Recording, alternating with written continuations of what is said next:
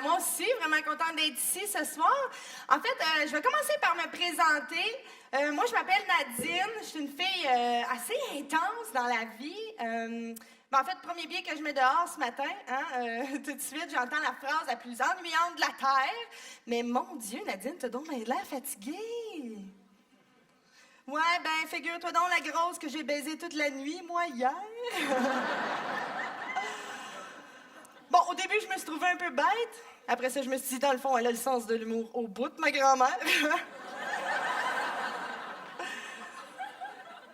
Je suis une fille intense, surtout à cause de mon travail. Oui, depuis 10 ans, moi, je travaille à temps partiel comme ambulancière. Hein? Ben non, il n'y a pas juste des grosses lesbiennes. Non, je dis pas qu'il y en a pas, là. Il y en a, hein? Ah oui. Même que moi, c'est une lesbienne qui m'a tout appris. Ben, au travail, là, je parle. Elle m'a montré des super bons trucs. Hein. Quand j'ai commencé à travailler, elle m'a dit, Nadine, hein, ça à toi ton derrière pour travailler, comme une unité de mesure. Pareil comme un chat avec ses moustaches. Tu sais, le chat, si ses moustaches passent, le reste de son corps passe. Ben moi, si mon derrière passe, la civière passe, mon partenaire passe, puis l'ambulance aussi.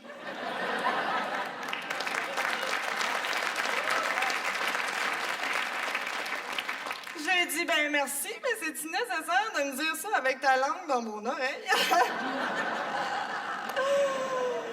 Ce qu'il y a de spécial avec moi, c'est que j'ai tendance à vouloir mélanger mes deux travails. Tu sais, admettons que j'arrive sur un accident et qu'il y a beaucoup de blessés par terre, j'ai toujours envie de sortir de l'ambulance puis crier « Bonsoir tout le monde, est-ce que ça va bien? » Par applaudissement, est-ce qu'il y a des gens qui respirent encore? Oh, on a un public difficile ce soir. C'est sûr qu'avec les années, ça rend plus insensible, oui. Tu sais, comme moi, mon père pourrait perdre son bras en avant de moi puis serait comme « Nadine, j'ai perdu mon bras! » Je dirais « Oui, je sais, je vois ça. » Mais c'est pas une raison pour être paresseux, t'en as un autre, ramasse-le.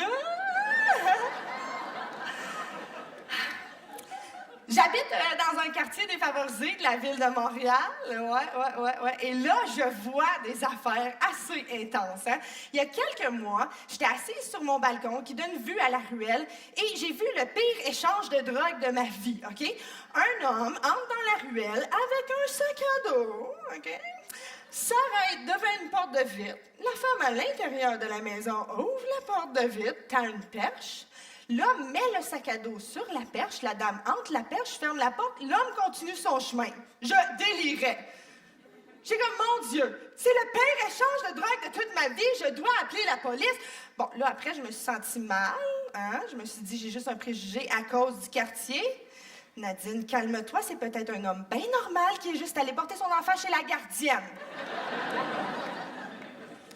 Et dans mon quartier, il y a des places bizarres, hein? Comme il y a un bar qui s'appelle Verre stérilisé, hein? C'est écrit en gros néon. Pourquoi? Je veux dire, pas besoin de l'écrire, c'est sous-entendu, hein? Si tu m'invites à prendre un verre chez vous, j'ai l'intention que les verres soient propres, hein? Moi, je me promène pas dans un bar avec une enseigne sur moi écrit « vagin propre ». Bon. Mais je m'implique dans mon quartier, hein? Parce que je l'aime, dans le fond, mon quartier. Comme là, je suis allée donner mon nom comme bénévole dans un centre pour les personnes handicapées. Bon, là, tout de suite, pendant l'entrevue, la dame qui me passait l'entrevue commence à me faire mise en garde, par-dessus mise en garde. Tu sais, Nadine, faut faire attention, faut les surveiller, les handicapés, ils sont très axés sur le sexe, tu sais, la chose. J'ai dit, je sais, je suis correcte, je prends la pilule, là.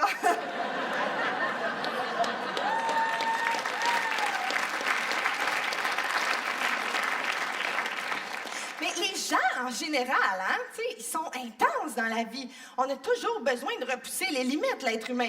À chaque année, on entend toujours dans un bulletin de nouvelles, hein, un taureau est sorti de l'arène en Espagne lors d'une corrida et s'est rué sur le public pour aucune raison. Pour aucune raison? Attends, moi, j'ai une petite idée. Moi, j'ai une idée. OK, je vais la dire.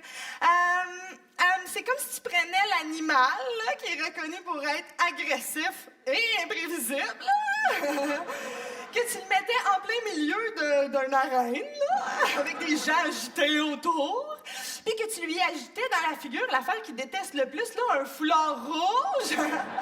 Je sais pas pourquoi. Non. Attends, j'ai un autre exemple. C'est comme si tu prenais un criminel psychopathe, OK? Puis que tu le mettais en plein milieu de, je sais pas moi, l'Olympia de Paris, mettons, hein? Avec des caisses de carabines devant lui, puis que tu lui agites la photo de sa femme dans la figure en criant « Pendant que t'étais en tôle, c'est moi qui baisais ta femme! » Puis que tout le monde autour crie « C'est vrai! Moi aussi! »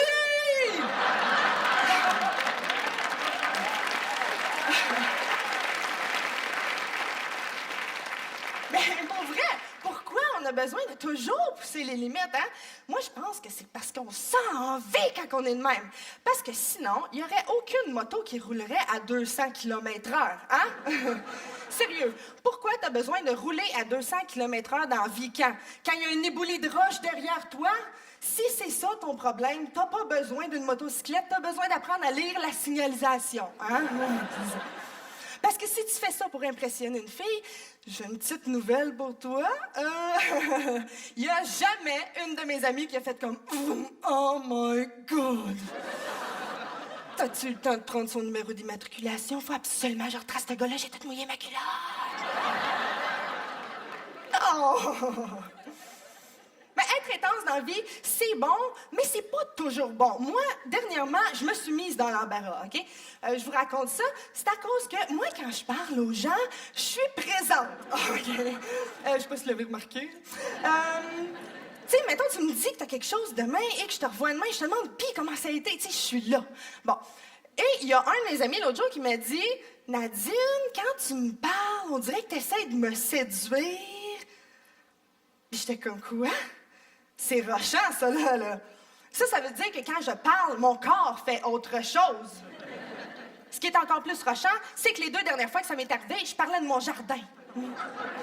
Comme je sais pas qu'est-ce que mon corps fait pendant que je parle de mon jardin pour que tu penses que j'essaie de te séduire, mais ça doit être vraiment intense, là, hein? Ça doit ressembler à ça. Ça a commencé...